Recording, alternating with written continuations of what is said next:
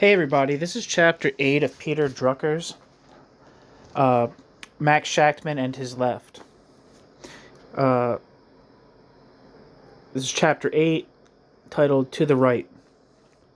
Major events of the mid-1950s, both international and domestic, lifted the spirits of Shachtman's beleaguered followers.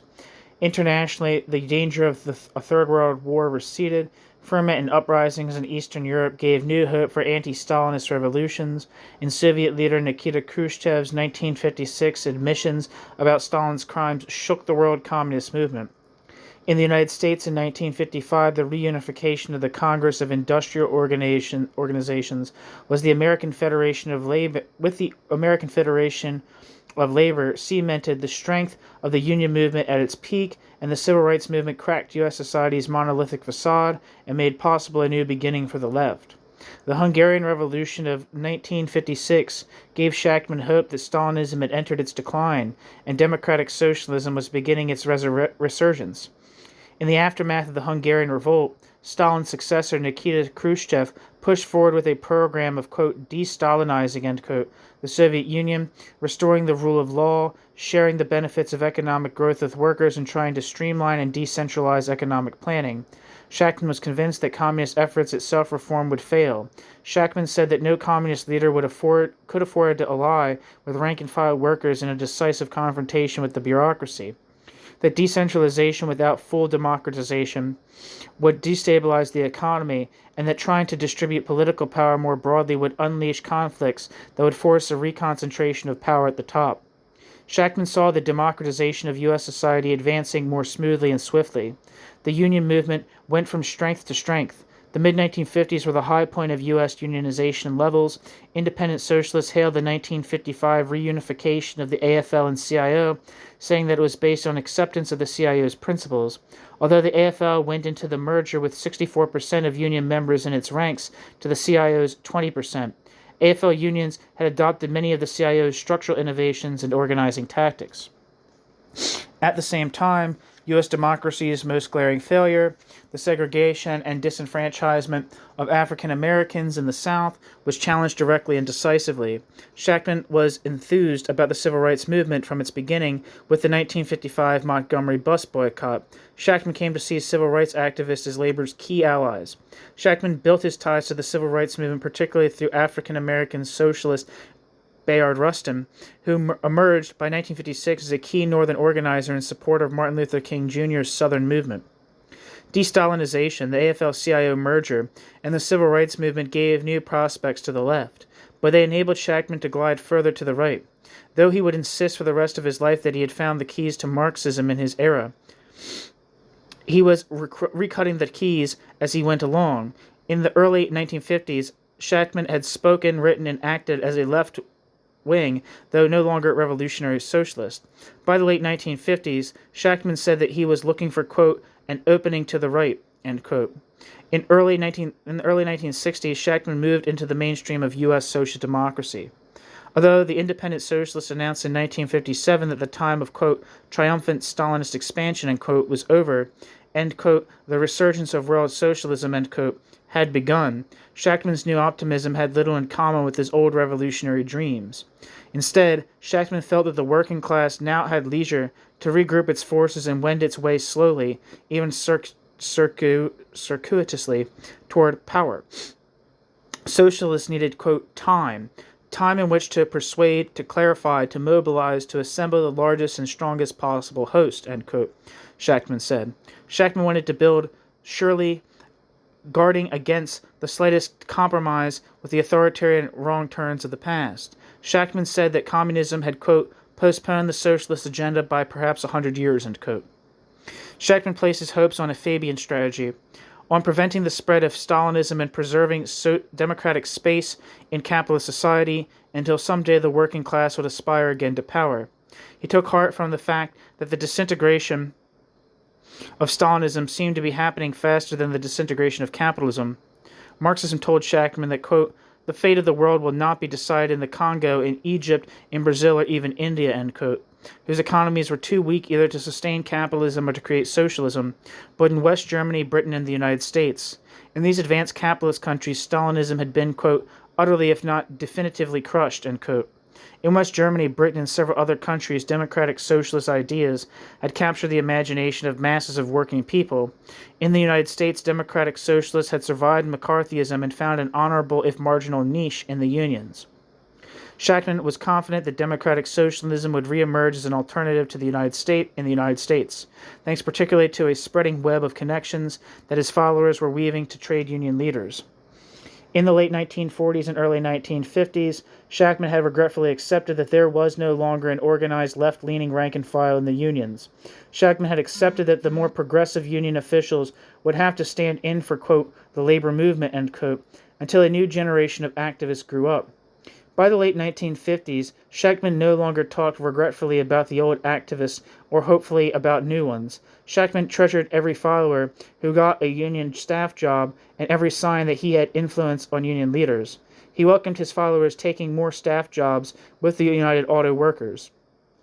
Leaders of the old Workers' Party Buffalo branch, such as Don Slayman and Sammy Fishman, played a key role in Shachtmanite's rise, first through the United Auto Workers, then in the national AFL-CIO. By the mid-1950s, there was, quote, a joke going around, that the best way to become a union bureaucrat was to join the Shachtmanites, With a couple of articles to your credit in labor action, you were a likely candidate to be appointed to United Auto Workers staff, end quote. Shachtman's followers took care that their politics were, quote, carefully formulated, end quote, so they would not, quote, squander, bracket, their, and bracket, first capital, end quote, in the unions. Herman Benson checked articles on the United Auto Workers that ran in labor action to make sure that nothing offensive to Walter Reuther appeared in the paper. In the 1940s, Shachtman had argued that if labor did not find an independent political voice, its gains of the Depression and war years could be lost. In fact, by the mid-1950s, union strength was beginning to crumble behind the solid facade. Despite the apparent acceptance of the CIO's principles in the 1955 AFL-CIO merger, CIO, quote, industrial, end quote, unions were adopting old AFL-style patterns of organization by craft in new guises, such as separate elections and seniority lists for different categories of workers. Following the 1957-58 recession, unions suffered defeats in the steel, railroad, electrical, and other industries. Unionization rates began to decline, but independent socialists now failed to see the danger and said, quote, what has been accomplished cannot be wiped out, end quote. Shachtman's faith in the AFL-CIO continued to grow. Shachtman used his followers' rising influence among AFL-CIO officials to promote his strategy for social change. As his influence increased, his strategy shifted. Although he kept to the premises he had adopted in the late 1940s and early 1950s, the practical conclusions he drew from them were different from, or even contrary to, the conclusions he had drawn before. He still believed that socialists should be a loyal left wing in the democratic labor movement, for example, as he had since 1949. He held to his arguments for strengthening labor's position inside the Democratic Party, preparatory to splitting from the Democrats and creating a Labor Party. Now he added civil rights activists to his underground Democratic Party constituency. In order to strengthen labor and civil rights forces' clout among Democrats, he decided in 1957 never to oppose union-backed Democratic candidates. Then in 1961, he began advocating participation in Democratic Party organizations, encouraging his socialist followers to join Democratic clubs.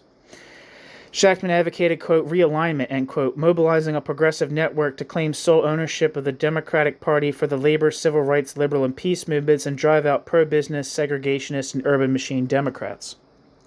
Similarly, Shachtman continued to argue that although socialists should oppose U.S.-backed right-wing dictators in the Third World, they should do nothing to facilitate new communist victories. But from veiled suggestions about preventing communist victory in the Korean War, Shachtman moved gradually, almost shamefacedly, in the 1960s toward willingness to rely on U.S. power in the fight against Stalinism. Shachtman expressed sympathy for the U.S.-backed Bay of Pigs invasion of Cuba in 1961, which he saw as the only hope for stopping the Castro regime's development toward a, quote, totalitarian climax, end quote. The socialist organization he had previously clung to, the Independent Socialist League, was a casualty of his evolution. The new possibilities he saw later in the 1950s roused him from his partial retreat from politics and his acceptance of the League's continued existence. By 1957, he decided that the whole idea of organizing Marxists independent of the broad socialist movement had been a mistake. The Communist split from the Socialist Party in 1919 had been a mistake. The Trotskyist split from the Socialist Party in 1937 had been a mistake. The existence of the Workers' Party and Independent Socialist League had been a mistake. Dividing socialists into, quote, separate and hostile camps, reformist and revolutionary, end quote, was a mistake. Any attempt to maintain a group that was, quote, independent of the two main historically given movements, socialist and communist, end quote, had been bound to end in political sterility. In 1958, Shachtman dissolved the League into the Socialist Party, the organization in which he would spend the rest of his life. He was helped in his project by a new group of young socialists that began clustering around him. The youth group that formed in 1954 grew rapidly, particularly after it returned to the socialist ranks in 1958. Although the weight Shachtman had gained, the hair he had lost, and his Cold War iconography made him remind young radicals of Nikita Khrushchev, he formed the same kind of close bond with some promising young radicals in the 1950s and early 1960s that he had in the 1930s. Quote, in almost 40 years, end quote, Shachtman said, quote, I have not seen or worked with a more devoted and enthusiastic group of young socialists, end quote. With the acclaim in the early 1960s for his book on poverty, The Other America, Mike Harrington in particular became the best-known defender of Shachtman's ideas. But Shachtman's hold over some of his followers, particularly young followers, weakened in the late 1950s and early 1960s. Almost all of them had been recruited and trained, even in the early 1960s, based on some version of his old left-wing politics. About a third of the Young Socialist League refused to follow him into the Socialist Party. About half of the socialist youth rejected his turn to the Democratic Party. The Young Socialist Alliance, parenthesis, linked to the Socialist Workers Party, end parenthesis, the Third Camp Journal New Politics, and the Independent Socialist Clubs were all founded in these years, turning away from Shachtman's social democratic outlook toward the radical impulses of the 1960s.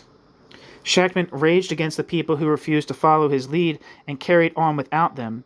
By 1964, Shachtman believed that his movement was on the verge of a breakthrough to mass influence and credibility among Democratic Party elites. Quote, the socialist movement, end quote, Shachtman said in an atypically mystical moment in 1955, quote, lives in, but is not of this world, because the proletariat, which is its bearer, lives in, but at the same time is not of this, that is, of the capitalist world, end quote. But by the mid-1960s, he was finding a place, in the name of the proletariat, within this capitalist world. Shachtman's social democratic worldview is beginning to harmonize with the United States of the New Deal, Cold War, and Great Society. Soviet leader Nikita Khrushchev threw the world communist movement into disarray in 1956 by admitting that the charges of massive killings, frame-ups, and repression under Stalin's rule had been true. The Hungarian uprising that erupted soon after Khrushchev's admissions, though crushed by Soviet tanks, confirmed Shachtman's faith in Stalinism's decline and democratic socialism's rise. It left heroic images behind of strikes and street battles, of soldiers handing their guns to workers, and of the democracy in action of workers' councils. Shachtman's young admirers, quote, followed these events daily, hourly, end quote, feeling that, quote, this was a real revolution in our times, end quote, our own, end quote. Shachtman saw that social dynamics inside the Soviet Union, as well as resistance by the peoples it dominated, was slowing Soviet rulers' expansionist momentum. Khrushchev pushed forward with, quote, de-Stalinization, end quote, even after his leadership was shaken by the Hungarian revolt. In response, Shachtman developed and modified his theory of bureaucratic collectivism. Shachtman gave up earlier assumptions that the worst features of Stalin's rule were intrinsic to the system Stalin had created. He referred less to working people's condition under bureaucratic rule as, quote, slavery, end quote. And once he saw that their living standards and freedom to choose jobs were improving somewhat, but he continued to insist that all the major gains working people had gotten from the Russian Revolution had been lost under Stalin.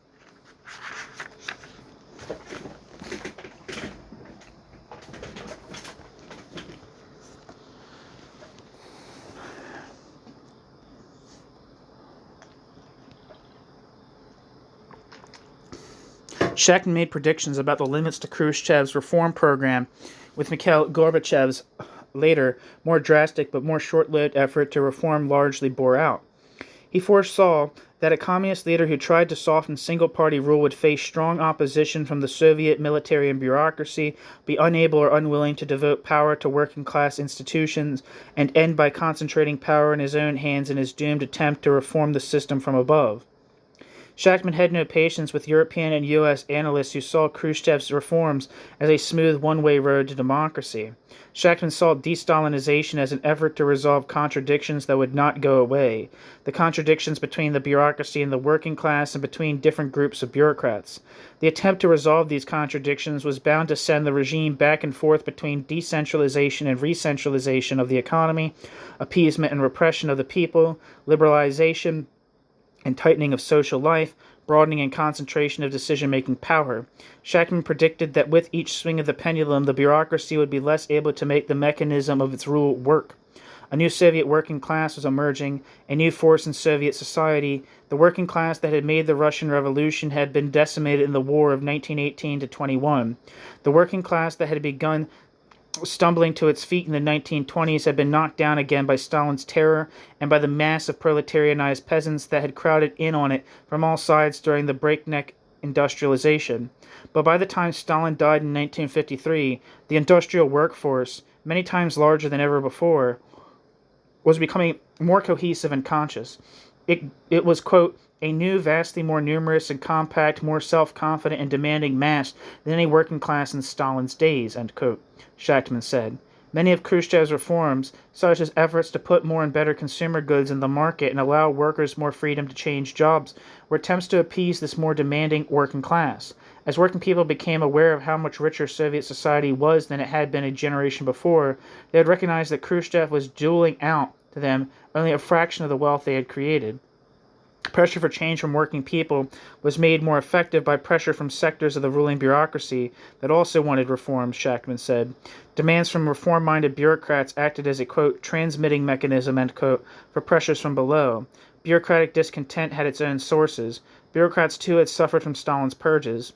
Their considerable privileges were unconsolidated as long as a dictator's arbitrary action could take any privilege away at a moment's notice. Lower-level bureaucrats yearned for, quote, normalization, end quote. Normalization, end quote, the right to enjoy their privileges in undisturbed peace and security, end quote.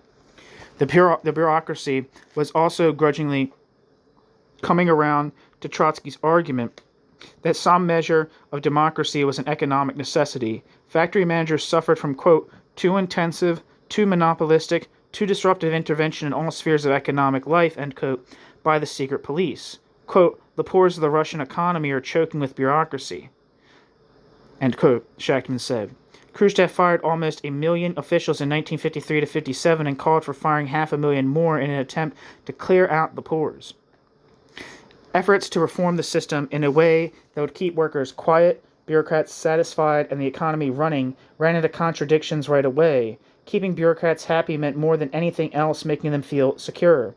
But security for bureaucrats meant a dead weight on the economy and economic stagnation that would fan the flames of working-class discontent.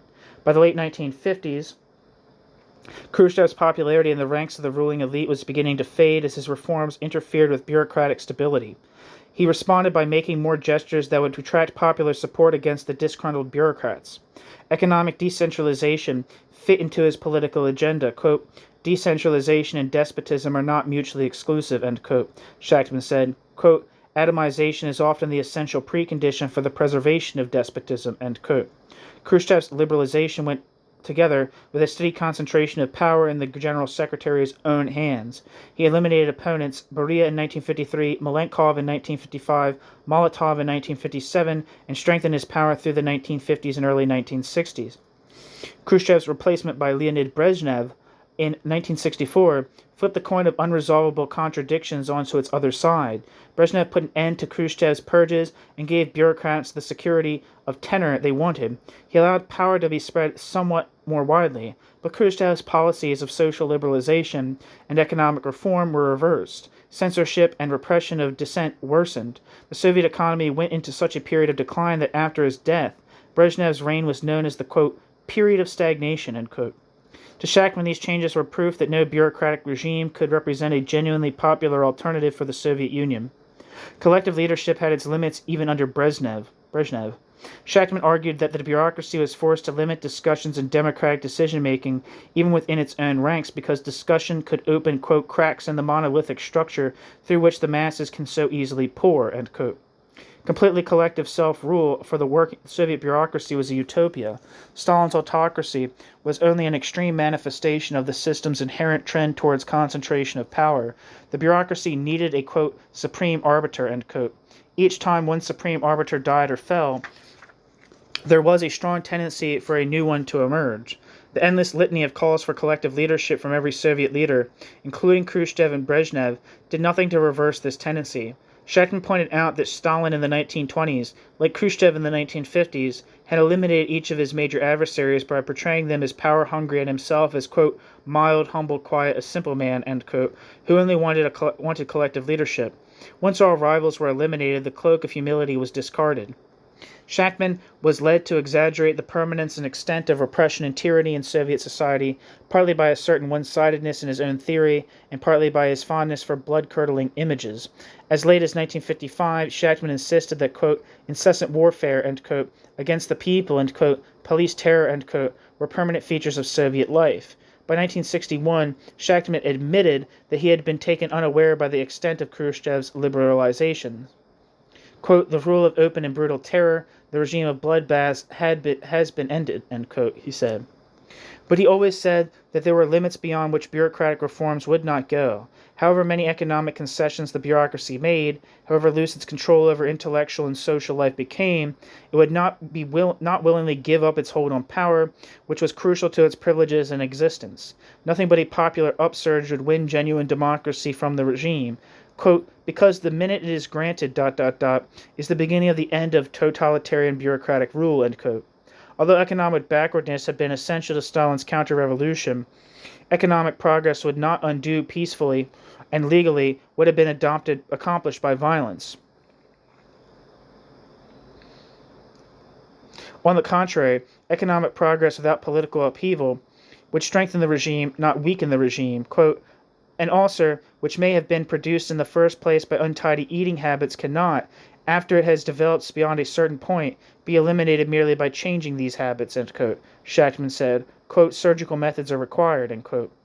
Quote, surgical methods, end quote, meant the long-awaited workers' revolution, already given a full dress rehearsal in Hungary. Shachtman imagined that it was approaching in the USSR as well. Shachtman thought that it was most likely to begin with uncontrollable conflicts within the bureaucracy, conflicts within a single country, like those that divided Khrushchev from his conservative critics, conflicts between two different national bureaucracies, like the Sino-Soviet split, or a combination of both. The crisis of the regime would be, quote, precipitated by, a hard-to-surmount obstacle, which the bureaucracy is unable to face as one man, end quote. He thought that deep divisions within the bureaucracy might make the Communist Party useless as an instrument of bureaucratic rule. The party dictatorship might be supplanted or replaced by a military dictatorship. But even naked military force would not save the bureaucracy in the long run once the working class had begun to act on its own.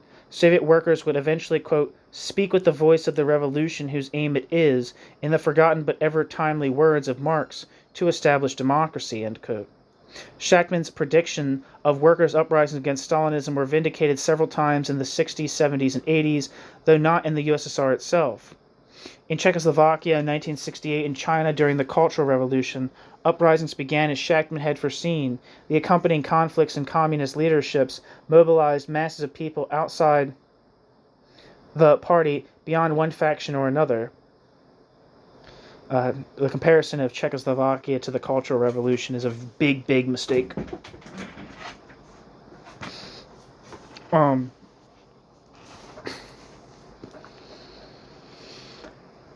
Where am I? In each case, the mobilized people were soon making demands that went beyond what any communist faction would have accepted. Polish workers rose up even in the face of a relatively united Communist Party leadership, posing the clearest working class challenge of all to bureaucratic rule in 1980 to 81. In both China and Poland, the Communist Party was pushed aside in the confrontation, as Shachtman had foreseen, with the quasi-military regimes of Lin Bao and Wojciech Jaruzelski temporarily undertaking the defense of bureaucratic power in place of the weakened parties. Repeated popular challenges to bureaucratic rule extracted concessions from the regimes greater than Shachtman foresaw, Though, until the regimes were at death's door, the concessions were always granted reluctantly and withdrawn as soon as the back of the popular movement was broken. The Polish regime nominally accepted the existence of independent trade unions in 1980 to 81, only to crush them. Its renewed concessions in 1989 contributed to the Communist Party's disintegration. In the Soviet Union under Gorbachev in the late 1980s, there was far more latitude for dissent and even organized opposition than at any time since the first years of the revolution. But sections of the military and bureaucracy resisted, to the point of attempting an anti-Gorbachev coup in 1991, whose failure brought down the whole weakened structure of the Soviet Union. Shachtman's prediction that this limit to communist self-reform, which influenced the thinking of several academic Sovietologists, seemed to have been largely vindicated. He would probably have been disappointed that his vindication came through events that, at least in the short run, did not move the Soviet Union or Eastern Europe toward democratic socialism. In the late 1950s and 1960s, U.S. society was shaken and altered by the African American movement for civil rights. Beginning with Martin Luther King Jr.'s Montgomery bus boycott in 1955, the civil rights movement mobilized first African Americans, then white liberals and radicals. By the time of King's 1963 March on Washington, it was the strongest and most dynamic movement in the country. It won passage of the Civil Rights and Voting Rights Act of 1964 and 1965, ending century-old injustices of Jim Crow. It put on the ending century-old. I hope I didn't say plural. I'm not sure, but century-old injustices of Jim Crow. It put on the national agenda issues of full equality for African Americans in education, employment, housing, and political and economic power, issues that remained unresolved and explosive a generation later. Shachtman was enthusiastic about the civil rights movement from its earliest years. The rhetoric of equality it relied on in the 1950s fit in with the approach to African American rights he had advocated since the 1930s. Even more important to him, the civil rights movement fit into the strategy he had been developing since 1949 of aggravating contradictions inside the Democratic Party to hasten the emergence of a Labor Party. The civil rights movement threatened the Democratic Party alliance of Northern Cold War liberals, big city machines, and union leaders with Southern segregationist, quote, Dixiecrats, end quote. Shachtman began using the word, quote, realignment, end quote, to describe the transformation of U.S. politics that he thought could be brought about by uniting the labor and civil rights movements with their liberal allies in a party that labor would dominate. On the surface, the language of realignment was not a brief for the Democratic Party, but an attack on it. It described the Democrats as, quote, a class party bound organizationally and programmatically to capitalism, end quote. The Democratic Party talked about peace, but, quote, recklessly gambles with nuclear catastrophe, end quote. It talked about racial equality, but did nothing to bring it about. It consistently betrayed the labor movement. Shachtman's followers planned to push big business, cold warriors, machine politicians, and segregationists out of the Democratic Party so that labor, African Americans, liberals, and the peace movement could take it over. By pushing for progressive programs inside the Democratic Party, above all by aggravating tensions in the Democratic Party over civil rights to the point where the Dixiecrats would walk out, the balance inside it could be shifted decisively to the left so that it became, in effect, a labor party. The civil rights movement was the force, quote, most likely to constitute their catalytic agents capable of forcing realignment, end quote. Once Dixiecrats succumbed to the Civil Rights Act, the scenario went, the Republican Party, covertly linked to Dixiecrats, would be helpless. Shachtman's main connection with the civil rights movement was through African-American socialist Bayard Rustin, an illegitimate child raised by his grandparents in a rural Pennsylvania town. Rustin had begun his radical career early. Rustin had left the Young Communist League in 1941 when the Communists decided that winning the war was more important than civil rights. Rustin had worked as a youth organizer for the 1943 African-American March on Washington that was organized and called off at the last minute by black labor leader and socialist A. Philip Randolph. Bayard Rustin had kept his ties to Randolph ever since. He had gone to jail for his pacifism during the Second World War and became a leader of the pacifist groups Fellowship of Reconciliation and War Resisters League, both an intellectual and skilled organizer. Rustin now had, quote, flaring gray hair, high cheekbones, and thin features reflecting part Indian ancestry. His aristocratic diction shaped by long stays in England.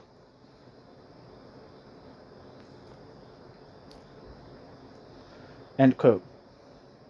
In 1956, Bayard Rustin worked closely with two dynamic Brooklyn College students and Shachtman followers, Tom Kahn and Rachel Horowitz, Horowitz, I don't know how to say that. I don't know. To organize a Madison Square Garden rally in support of the Montgomery bus boycott. Unlike self-consciously Jewish and intellectual teenagers who admired Shachtman in the 1930s, Kahn was the son of a manual laborer and had never given a thought to his ethnic background, but he and Horowitz were energetic and devoted. Thinking of his lost son Michael and speaking of Kahn and Horowitz, Shachtman told Benson, quote, "These are my children," end quote. The Madison Square Garden rally helped confirm Rustin's role as a key northern player in a mainly southern civil rights movement, but he was kept in the background because of nervousness. Rustin was kept in the background because of nervousness about his homosexuality. Although Rustin raised thousands of dollars in the North for the Montgomery bus boycott, helped King formulate his nonviolent philosophy, and laid an important role in the 1957 foundation of the Southern Christian Leadership Conference, Rustin's homosexuality barred him from becoming the new organization's executive director.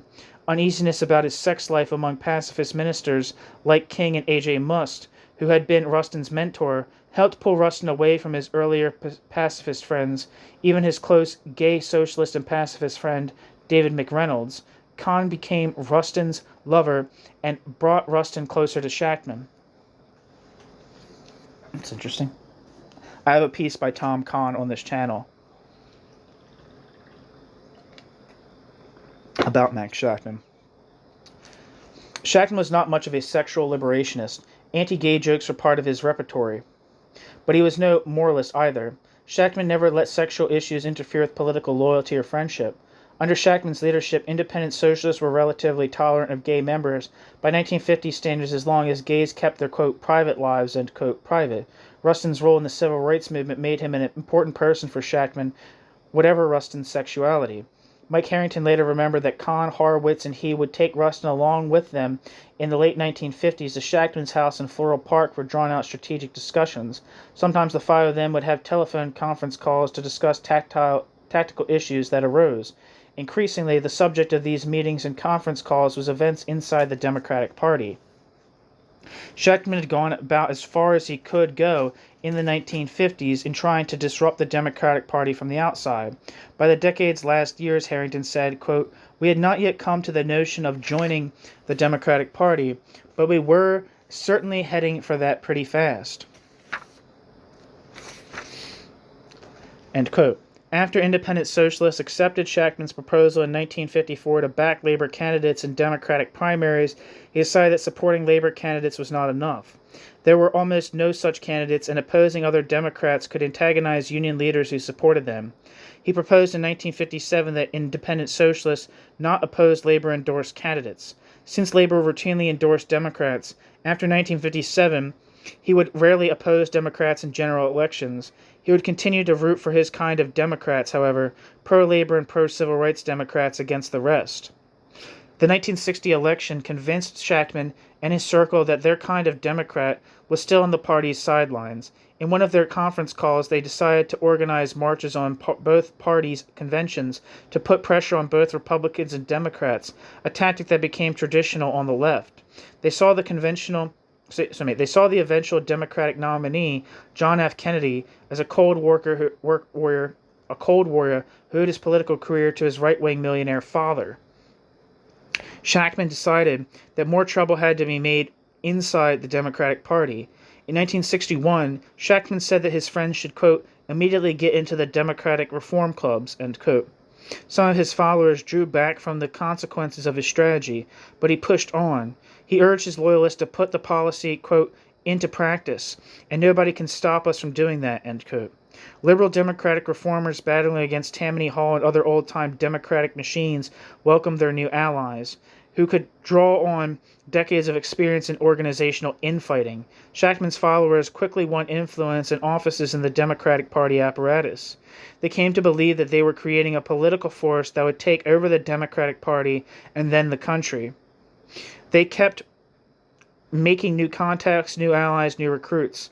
As a student at Howard University in Washington in 1961 to 63, Kahn worked closely with leaders of the Student Nonviolent Coordinating Committee, such as Stokely Carmichael, Cortlandt Cox, Ivanhoe Donaldson, bringing them at least temporarily close to Shachtman's brand of socialism.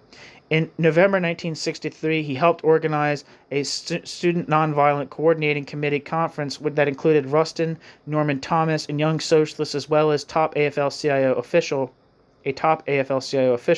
who called for, quote, democratic central planning, end quote, and a, quote, profound reorganization, end quote, of the economy.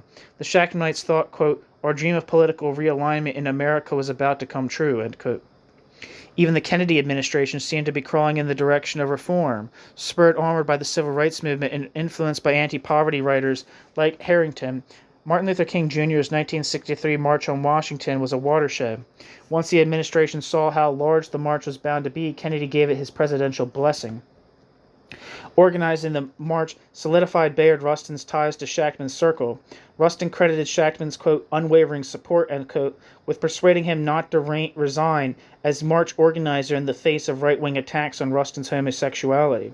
When Shachtman heard that Rustin had been entrapped and arrested in a Washington, D.C. men's room, Shachtman paused a moment for thought.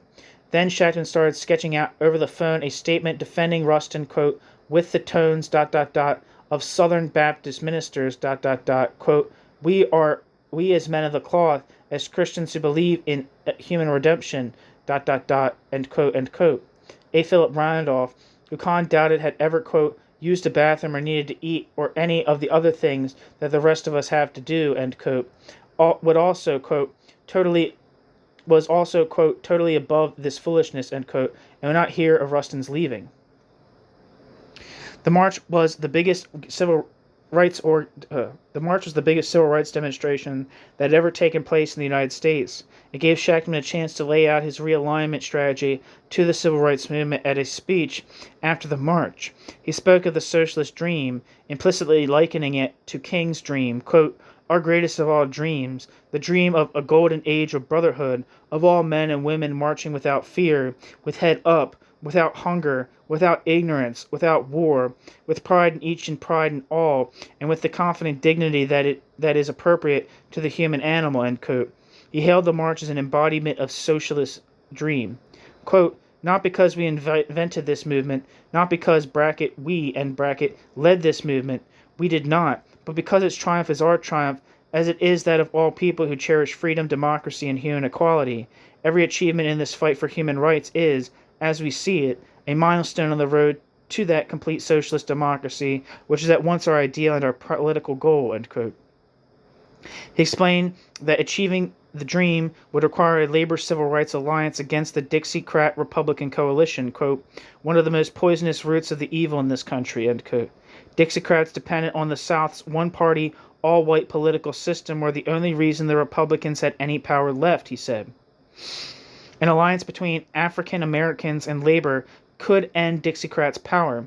Every Northern Democrat elected with African American or labor support, he said, should be asked, quote, will you help drive the Dixiecrats out of power?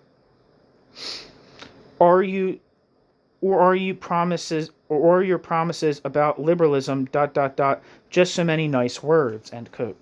Tom Kahn helped create more of a stir than Shachtman, however, through his contributions to a controversial speech delivered at the march by Student Nonviolent Coordinating Committee leader John Lewis.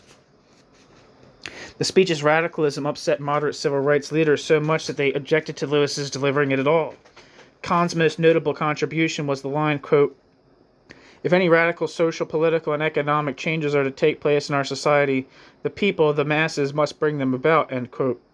Cortlandt Cox, another activist close to Kahn and Rustin, added lines that were critical of Johnson's Civil Rights Bill, whose passage moderates saw as the march's whole point. The fight over Lewis's speech kept Rustin furiously busy backstage at the rally, mediating between the two sides and stalling with improvised music until an acceptably bowdlerized speech was agreed on. The events at the March on Washington seemed to epitomize Shachtman's redefined politics. Shachtman was a social democrat now, a Democrat, capital D Democrat, a person who could speak to the progressive American mainstream. He was nonetheless in his own eyes a militant radical, but the next few years would reveal that the progressive unity he hoped to be bringing about was a chimera. By the mid-1960s, fissures over political tactics and foreign policy were appearing among his own followers.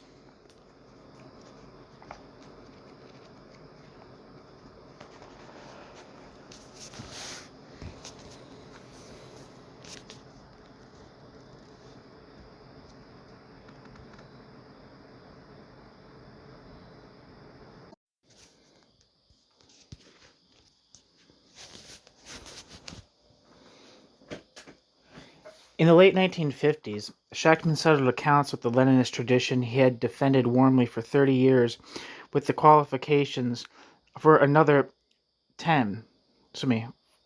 With qualifications for another 10. In 1949, he and other independent socialist leaders had given up the idea that had previously been the touchstone for their Leninist self-conception. The revolution was necessary even in post-war capitalist democracies like the United States, yet for almost another decade they maintained a left-wing socialist organization. The new political opportunities of the mid-1950s made Shachtman see the Independent Socialist League less as a political home and more as encumbering political baggage. Shachtman was frustrated that he had been a mere bystander to the AFL-CIO merger and the civil rights movement's rise. Independent socialists might be able to get staff jobs with the tolerant United Auto Workers, but the broader, unified AFL-CIO was almost pathologically suspicious of organized Marxists. A Christian pacifist civil rights leader like Martin Luther King Jr. was not about to identify publicly with Marxists, but he was comfortable with a pacifist socialist like Bayard Rustin. In other countries, most of Shachtman's co-thinkers had been in member parties of the Socialist International for years. When Shachtman first urged European Marxists to go into social democratic parties in the mid-1940s, Shachtman said that his argument did not apply to the United States. U.S. socialists were a mere propaganda group like the Trotskyists, he said, and a less effective one. In the early 1950s, Shachtman said that Shachtman said that the U.S. Socialist Party had never been a real workers' party like European social democratic parties. The pre-First World War Socialist Party had only been an agrarian populist party representing, quote, small freehold farmers against first merchant capital, then industrial capital, end quote. The rise of a modern labor movement made it an anachronism. The contemporary Socialist Party was, quote, a mix of middle-class pacifism, quote, Christian socialism, end quote, liberalism, quote, isolationism, end quote, hostility to revolutionary socialist theory and action, and hero worship, end quote.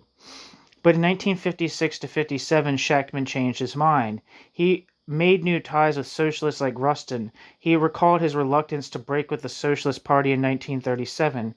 He recited Trotsky's original arguments for joining it, saying that they were, quote, more profoundly true than even the most insignificant the more profoundly true than even the most insightful of us ever imagined, end quote. The impetus for Shachtman's new insight came from the crisis that hit the Communist Party in 1956. Khrushchev's secret speech to a Soviet Party Congress admitting the truth about Stalin's purges sent shockwaves through the communist movement. U.S. communists who had been bearing up heroically under McCarthyist attacks were particularly hard hit. When party leaders supported the Soviet invasion of Hungary, communists who had argued for transforming the party into a broad, democratic, reformist movement left it in droves. Shachtman was pleased to see the Communist Party in crisis. Shachtman thought that communist domination of the left had reduced democratic socialism to, quote, virtual impotence, end quote. Now Shachtman could create a strong new force distinct not only from Stalinism, but from every variety of, quote, Stalinoid, end quote, his epithet for people who accommodated to Stalinism or shrank from condemning it. Shachtman was willing to write off most of the ex-communists and most of their whole generation. They had ended up in a state of, quote, utter demoralization, end quote, he said. A new generation would have to rebuild the left along new lines. This frame of mind made Shachtman welcome socialist David McReynolds' suggestion in October 1956 that the Socialist Party and Independent Socialist League merge to take better advantage of the ferment.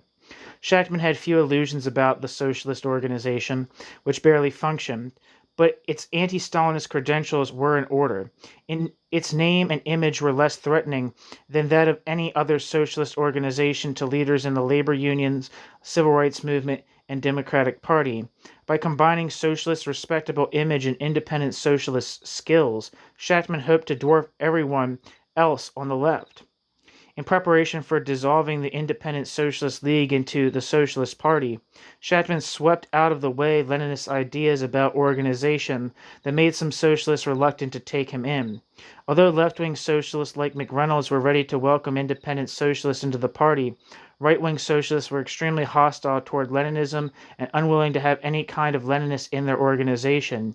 They suspected that Shachtman was feigning a friendly, loyal attitude toward the Socialist Party in preparation for a later splitting operation like the one Trotskyists had carried out in 1937. In an article for the New International in the fall of 1957, Shachtman tried to quiet fears about his followers' future loyalty to the Socialist Party by repudiating the sense of continuity that his followers still felt with the early communist movement. Shachtman argued that the 1919 split between U.S. socialists and communists had done far more harm than good.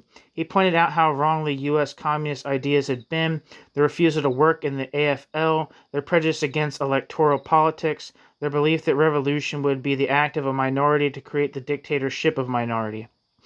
Shachtman pointed out how dependent U.S. communists had been on guidance from the Communist International, so that the U.S. Communist Party had been easily converted into a Stalinist party. Shachtman concluded that founding a separate revolutionary party in 1919 had been a mistake, just as keeping a separate left-wing group in 1957 was a mistake. As proof of his case against the splits, Shachtman offered in evidence the whole history of communism.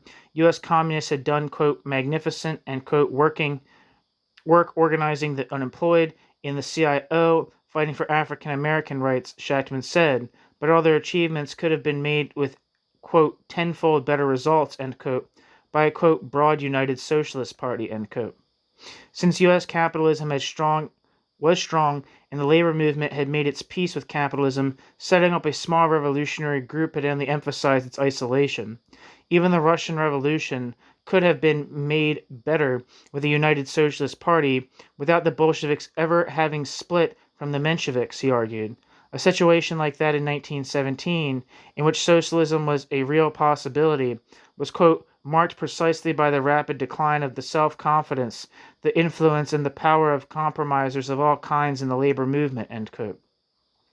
Left-wing socialists, those who, like the Bolsheviks, were committed to class struggle and the ultimate socialist objective, could easily have won over a majority of a united movement. Despite everything that right-wing socialists had done, left-wing socialists could live with them in the same organization, Shachtman concluded. He could even live in the same party with socialists who supported Democrats, not just labor candidates running as Democrats, parenthesis, whom he had supported for several years himself, end parenthesis, but obvious pro-capitalist Democrats. Shachtman was ready to build with these right-wingers a new socialist organization based on, quote, the American working class as it really is, end quote. One of Shachtman's key assumptions in this argument was the reformists, after dominating a united party through years of, quote, normal, end quote, political life under capitalism, would respect left-wingers' democratic right to take over the party when the approaching prospect of socialism gave leftists a majority. He explained away the experience of the 1919 socialist split, when reformists would not give up control even when the left wing won a democratic vote. Parenthesis, he half excused the reformists, quote, violation of democratic procedure, end quote, in 1919 on the grounds of the, quote, reckless provocations of the left wing, end quote, end parenthesis. Shachtman also assumed that left-wingers who won a majority at a time of revolutionary possibility could organize socialists for victory before the possibility faded away. In earlier years, Shachtman had pointed to many revolutionary opportunities that were lost because no adequate leadership could be organized in time. Germany 1919, Catalonia in 1937, Italy and France 1943 to 44. Shachtman had pointed out that the Bolsheviks could overthrow capitalism in 1917 because they had been organizing independently since 1912, when they split Russian socialism with a substantial mass following, but without a decisive majority.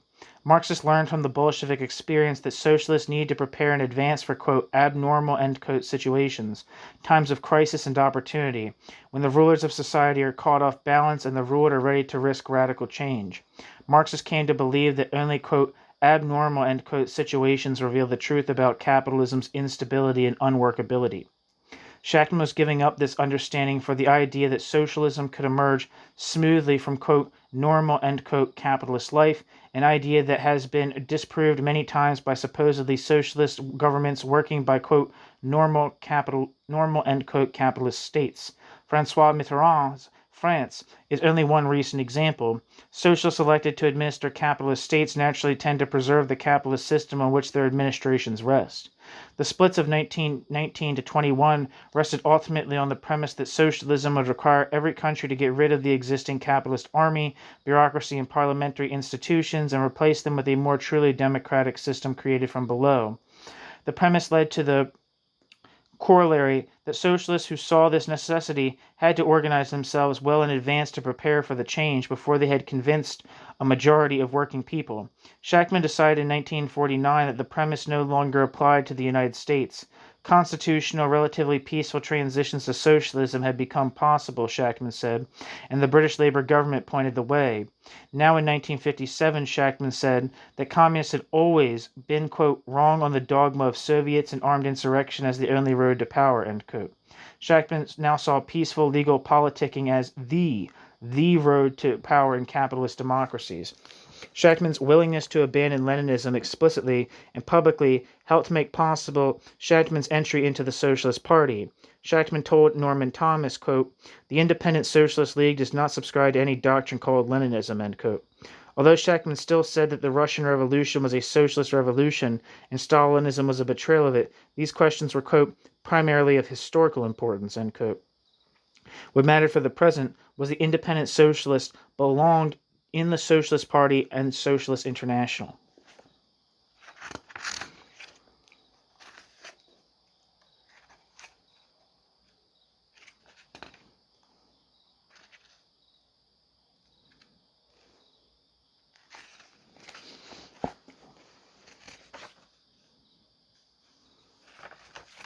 In February 1957, independent socialist leaders came out flatly against too broad a unification to the left, which would inevitably, quote, carry the stamp, of a reformed and modified pro-Stalinist movement, end quote. Instead, they called for unity with the Socialist Party alone. In July 1957, a majority of independent socialists agreed. Shachtman openly opposed the American Forum for Socialist Education, an attempt by A.J. Must, Sidney Lenz, and other radicals to bring about a broader regroupment of the left. In June 1958, the socialists agreed to take Shachtman's followers into membership. Hal Draper, Gordon Haskell, and many of Shachtman's followers mistrusted his argument that the Socialist Party, quote, because it is right-wing, has prospects denied to us, end quote. Draper warned that among socialists, Shachtman's politics would be, quote, bent, fitted, rubbed down, carved, trimmed, or cold storage so as to integrate us as good dogs with the Socialist Party right wing, end quote. Draper. Once the decision to join the Socialists was made, Draper resigned as Labor Action editor and moved to Berkeley. Haskell put out the paper as a bi-weekly by himself for the last year. Haskell was so frustrated with the job in the end that he became the, quote, most enthusiastic supporter, end quote, of joining the Socialists, quote, because obviously we've burnt all our bridges, end quote. Shachtman did his best to reaffirm his political past and principles as he gave up his organization. Shachtman still insisted that the Bolsheviks had begun a, quote, new epoch in the socialist movement, end quote.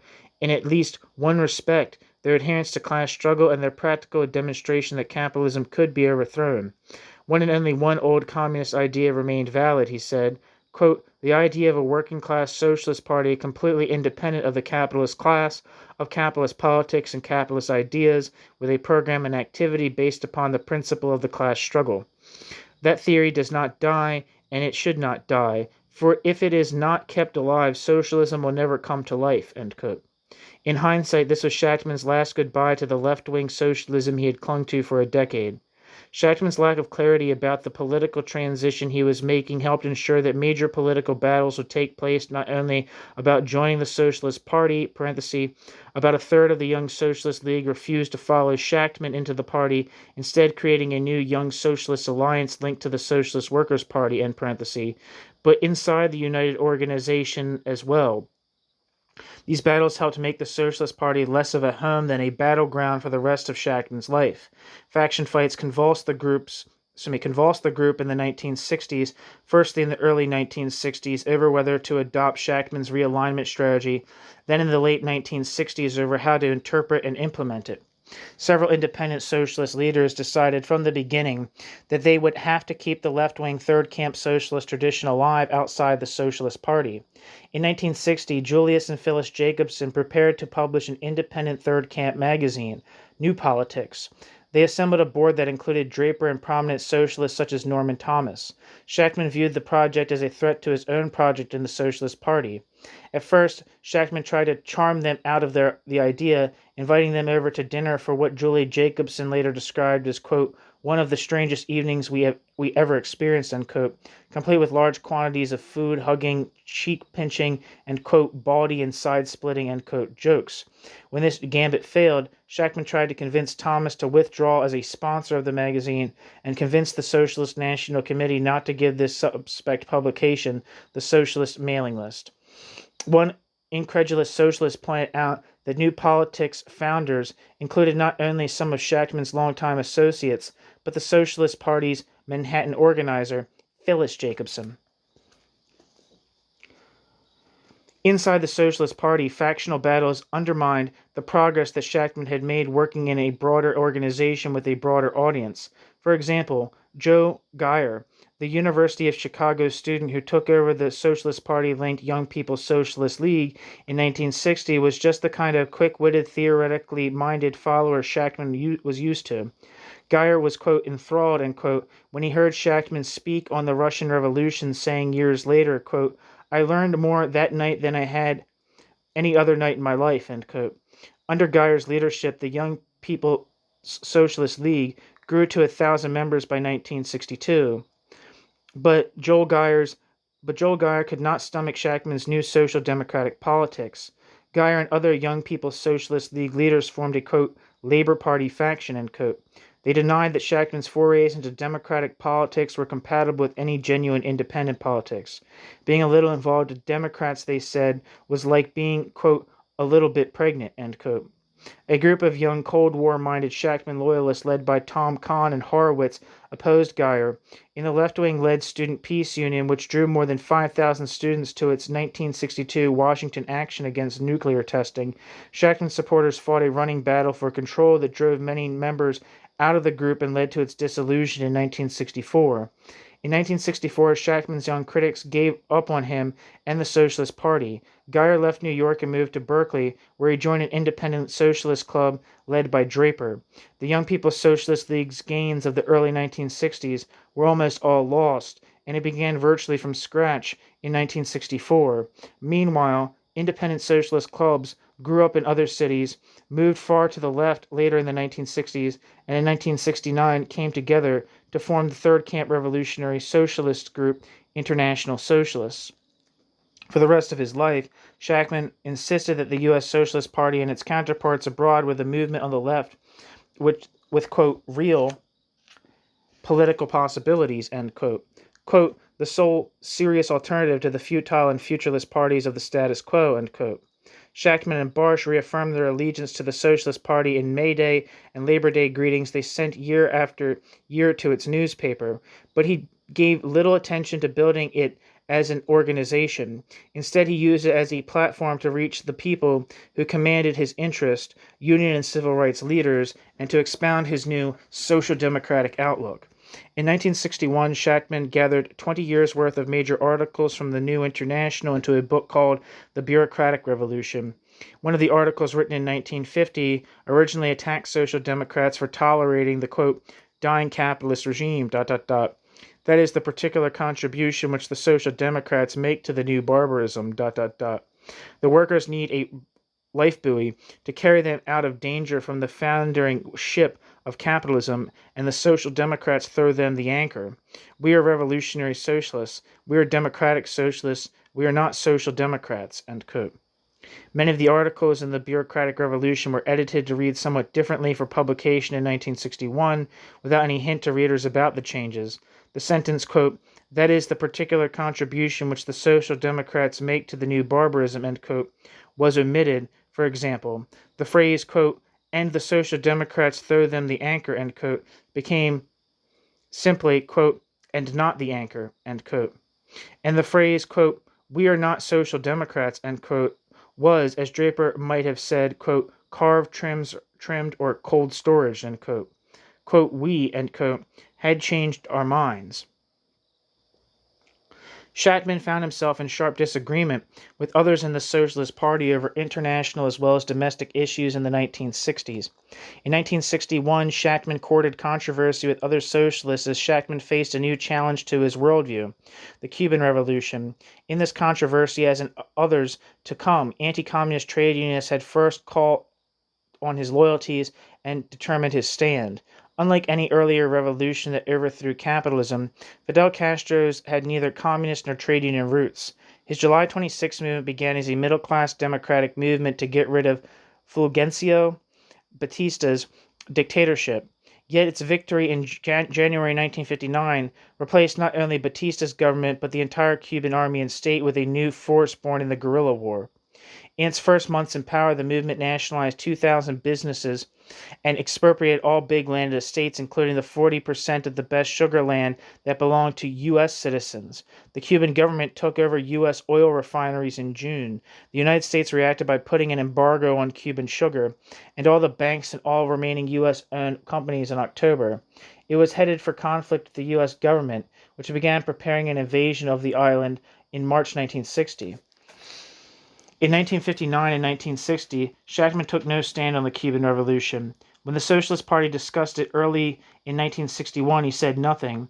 Then on the 17th of April 1961, 1,400 CIA armed and trained Cuban rebels landed at the Bay of Pigs and were crushed by the Cuban Revolutionary Militia in 3 days. Shachtman arrived in California to give talks to the San Francisco Socialist Party and Berkeley Young People's Socialist League on the 18th of April, the day after the Bay of Pigs invasion. The fighting was still going on the beaches.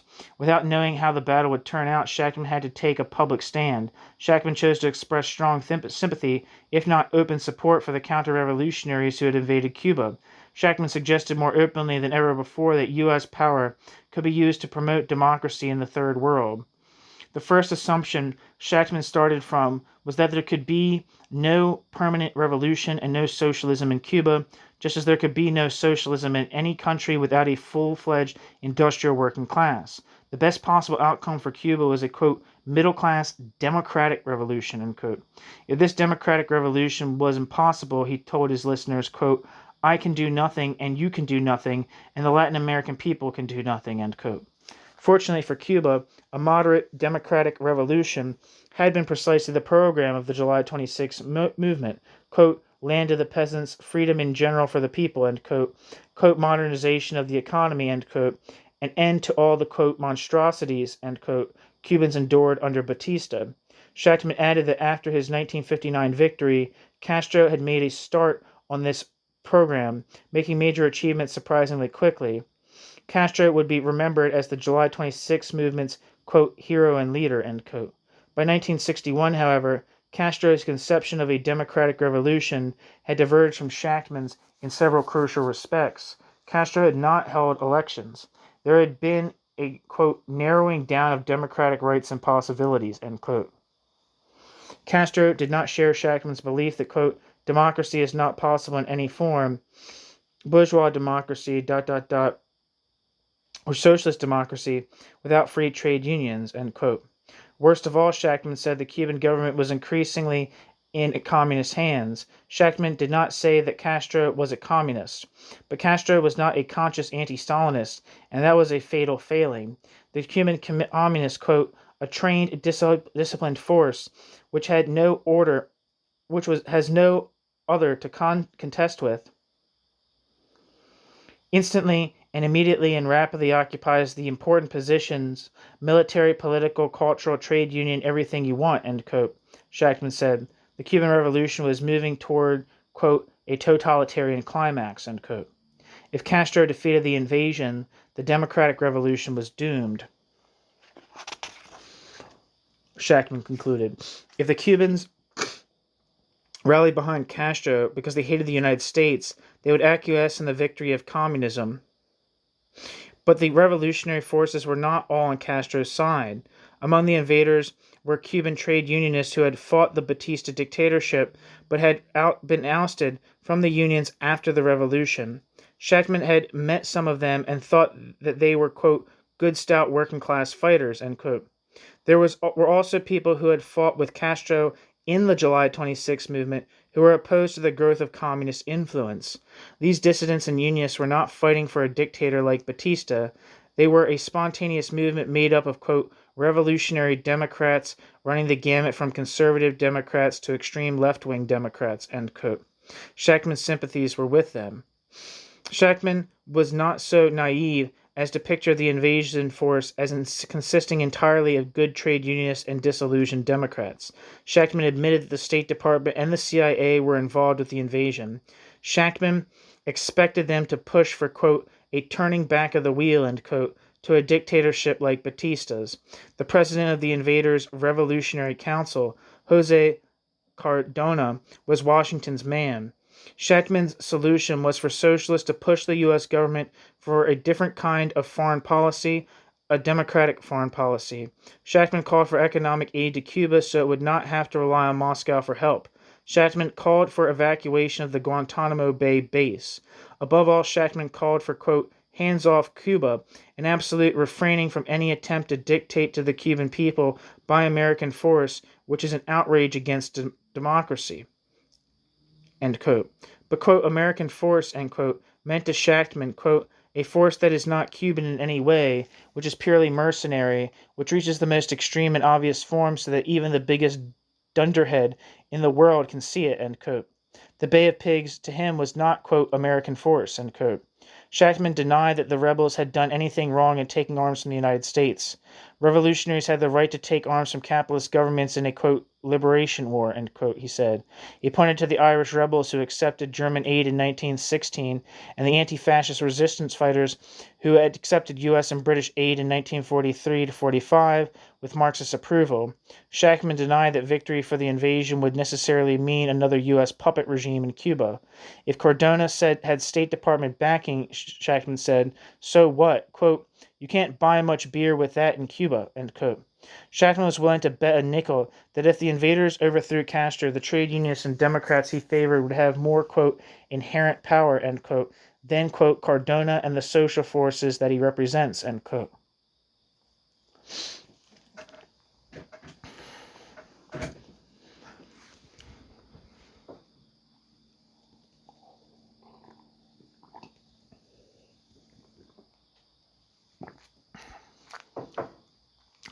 The upshot of Shachtman's analysis was a half-hearted neutrality, weighted toward the Unionists and Democrats in the Bay of Pigs invasion force. Quote, I hope for their success, end quote, he said, but his good wishes were tempered by his fears of the reactionaries in the U.S. administration that the rebels had allied themselves with, just as his hopes in the Castro regime were tempered by fear of communism.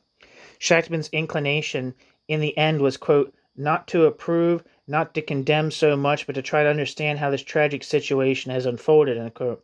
Shachtman would not support either side. Later, Shachtman said that he would never endorse an invasion in which the, quote, dirty, stupid, reactionary hand of the CIA was so plainly evident, end quote. Shachtman thought that the rebels had made a mistake by taking part in it, which they could see for themselves when the CIA, quote, half imprisoned, end quote, them after the invasion failed. Now, as during the Korean War, Shachtman saw the U.S. government as an unsavory and unreliable ally against Stalinism. The Eisenhower and Kennedy administrations, quote, couldn't have done a more thorough job, end quote. of making sure that Castro's government would both survive and become communist. He said, quote, "I can still attack American imperialism, ... That's easy as pie and always has been," end quote. Many of Shachtman's listeners at the San Francisco meeting were disturbed to hear no condemnation of the invasion. Some of his closest allies were uneasy. Hal Draper attacked Shachtman at the 18th of April meeting as a, quote, State Department socialist, end quote. Draper said that Shachtman had succumbed to, quote, Stalinophobia, end quote, which is, quote, to third camp socialism what the boll weevil is to cotton, end quote.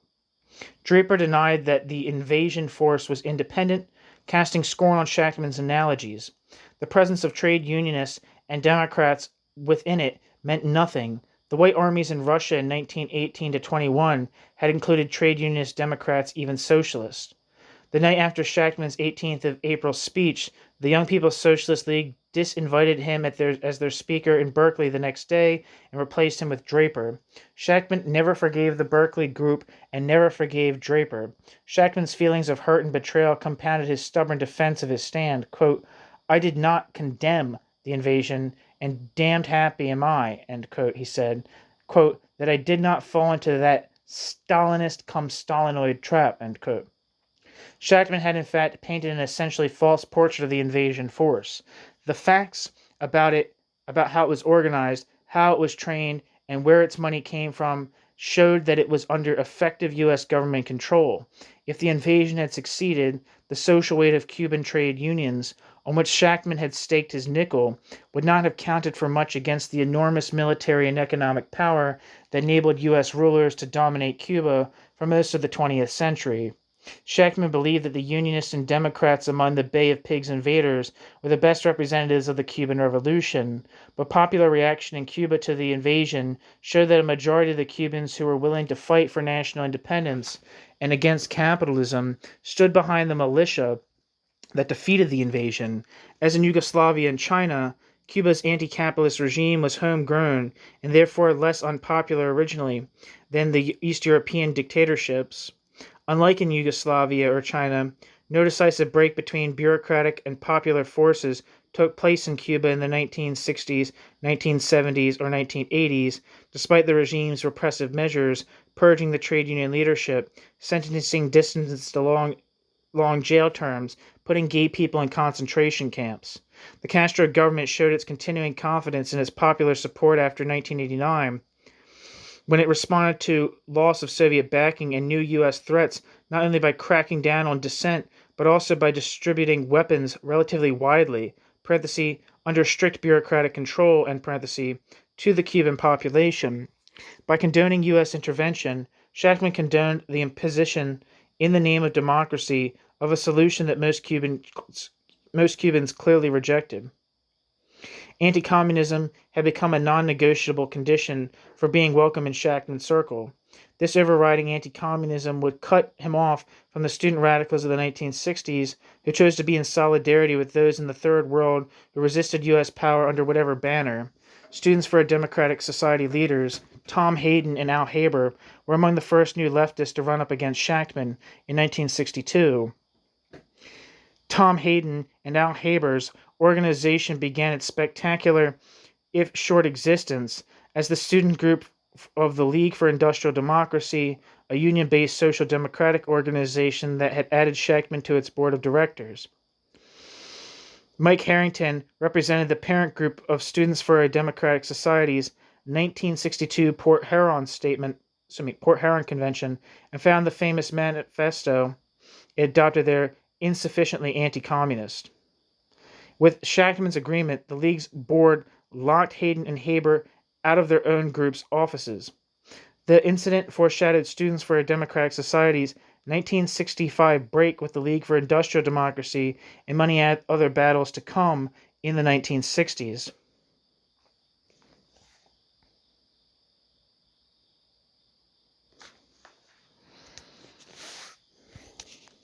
That's the end of the chapter. The next chapter, chapter 9, is titled The, quote, American Century, end quote.